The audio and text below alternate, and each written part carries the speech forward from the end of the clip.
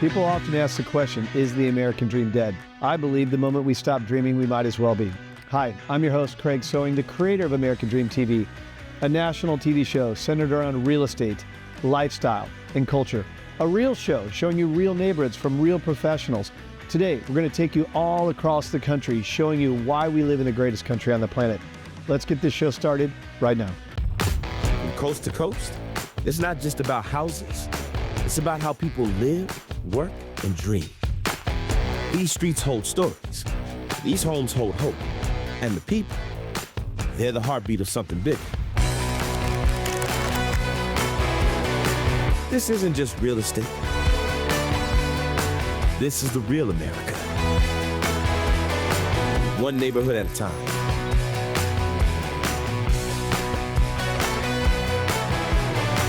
Welcome to your neighborhood.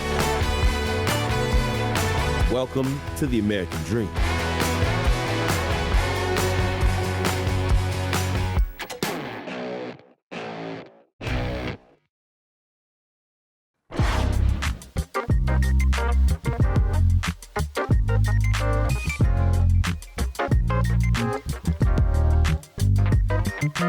Welcome to the American Dream. I'm your host, MJ the Plug, and today we are in Washington, D.C., a city shaped by history, resilience, and leaders who stay the course. In honor of Women's History Month, today's segment is centered on a woman whose commitment helped transform vision into reality. For more than 30 years, Monica T. Ray has invested in the neighborhood of Congress Heights, laying the groundwork for ownership, opportunity, and community pride. This episode is about when leadership is patient, purposeful, and deeply rooted. Let's move with MJ.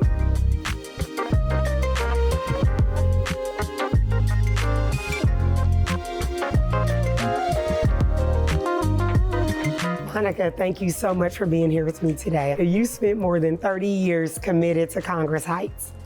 When you walk through Sycamore and Oak today, what does this space represent? So thank you for being here. Sure. This space, it's been 33 years this year. Oh, it's a long congratulations. time. But this space, for me, represents memory.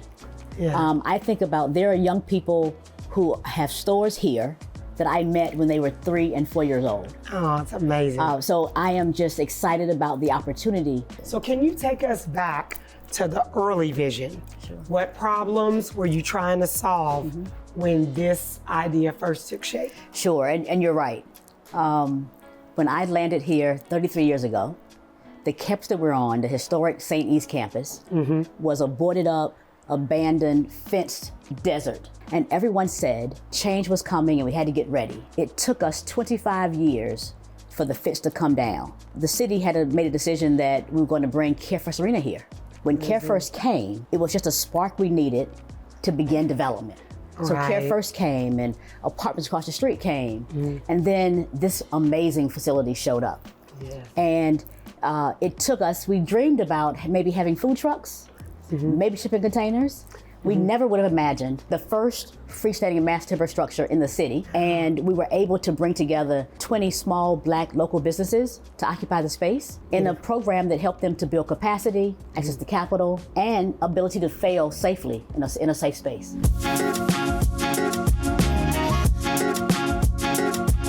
You've also focused heavily on Black women entrepreneurship. Why was that a priority to you? Other than because I'm a Black woman, other than that, I've been a Black woman entrepreneur who struggled with access to capital, space, all the things.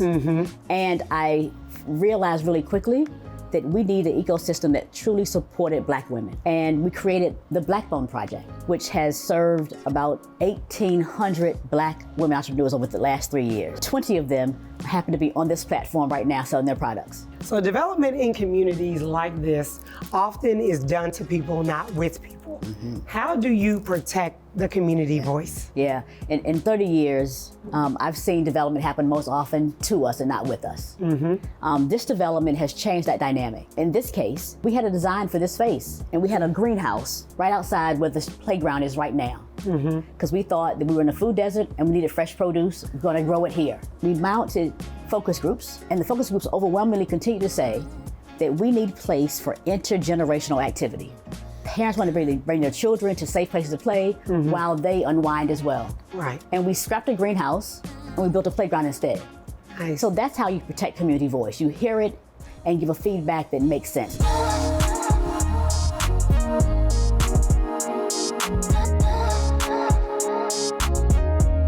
As we close out this segment, Monica, if there's one thing you would like our viewers to take away from this episode, what would it be? That transformation takes time.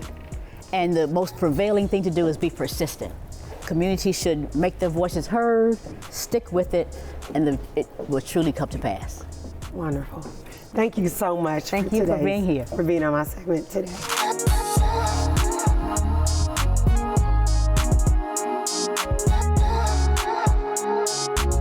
Thank you for moving with MJ through Congress Heights. In honor of Women's History Month, today's segment demonstrates how legacy can turn vision into a reality. That is truly the American dream. Now go make moves.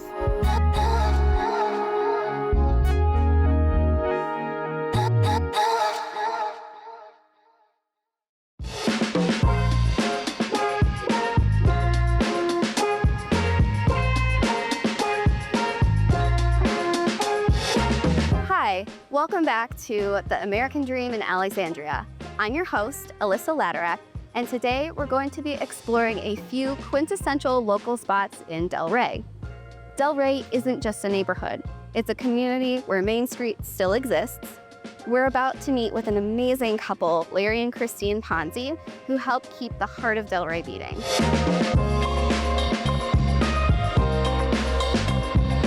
All right, so we're sitting here in St. Elmo's, which is basically the living room of Delray.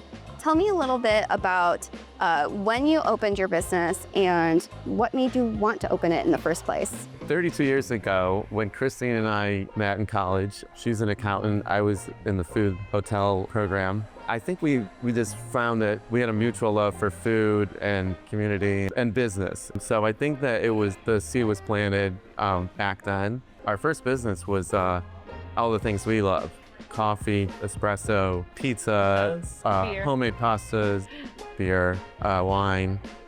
So we together created this business called Cafe Pizzaiolo. As we got into that and had ups and downs of business owners, learned a lot. We wanted to really get in the Delray neighborhood. It was just our community, our stomping grounds. We were raising our kids here.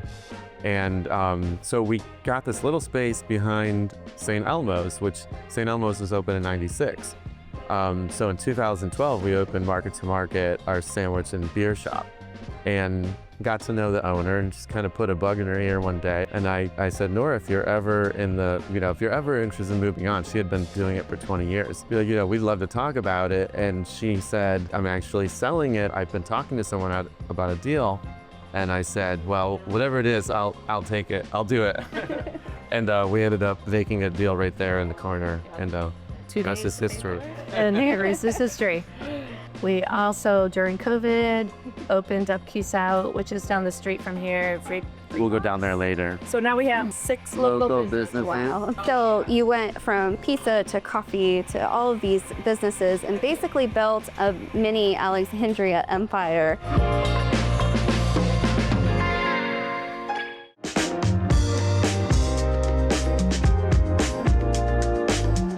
I just walked 2 blocks from St. Elmo's, and now we're here at Peace Out. You can't talk about Delray without talking about giving back. In fact, almost all of Delray's events are for a cause, and Music Bingo is no different. I'm here with Carly, who is with Child and Family Network Centers. Every Music Bingo goes to benefit a nonprofit, and Carly's going to tell us a little bit about the nonprofit and how you serve the community. Yes. So the Child and Family Network Centers, what we like to call CFNC for short, is a nonprofit preschool in Alexandria. What we do is provide multilingual, free, high-quality early education to under-resourced students, 3 and 4 years old, so preschool age, and we also have a family support program. So we really like to consider ourselves 2-generational, so we're helping the 3 and 4-year-olds start their educational journey, while we're also helping families, whether they need resource navigation, a referral to a health clinic or an eye clinic, or even just those fun things for siblings. You know, oh, my older sibling wants to play soccer. Our family sports specialists really can help with anything and anything they need. So we have been serving Alexandria 42 years, and we hope to continue for more. That's amazing. How does a night like Music Bingo at Peace Out directly benefit those in Alexandria? So Peace Out, first of all, they're a great community partner. In Alexandria, we have many, many nonprofits, and all worthy of, you know, these donations and the support. So every time they pick a new nonprofit, which is very nice, spreading the wealth, because some others, you know, don't do that. They stick with their one and only. So it's really helpful nights like this. It gets us more visibility, people that may have not heard our names, even though we've been in the community for 42 years. Visibility, new donors, and then of course the donations come to us, and no matter the amount, nonprofits will take anything, and we love it all. So these are really great nights. That's amazing. Thank you so much for being here, and thank you for everything you do for Alexandria. Let's go check out Music Bingo. Yes, thank you.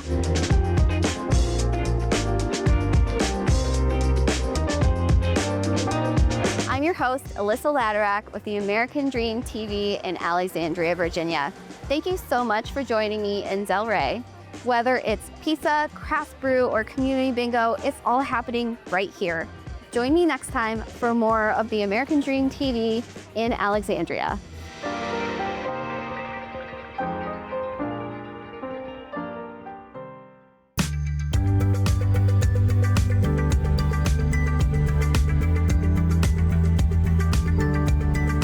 Hello everyone, this is Pachedzhiev. And I'm Mary Anthony, and we are the hosts for American Dream TV. Today we're in this super cute neighborhood of North Arlington called Cherrydale, and we will feature the St. Agnes School.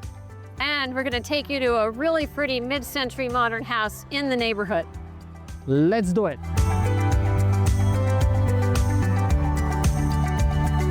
Today we're in North Arlington, featuring one of the most reputable and prestigious private Catholic schools here, St. Agnes. Let's go see the principal.